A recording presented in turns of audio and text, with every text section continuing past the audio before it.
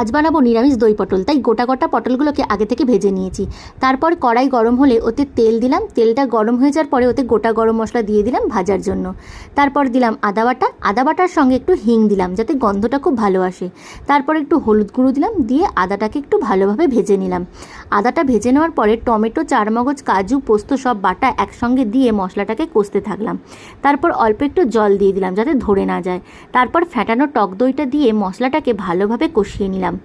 মশলাটা কষিয়ে নেওয়ার পরে এতে লাল লঙ্কার গুঁড়ো, তারপরে কাশ্মীরি লঙ্কার গুঁড়ো, চিনি, নুন সব দিয়ে মশলাটাকে ভালোভাবে কষতে থাকলাম।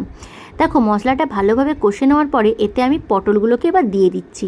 পটলগুলো ততক্ষণ নাড়বো যতক্ষণ না পর্যন্ত এটা দিয়ে তেল ছেড়ে দিচ্ছে।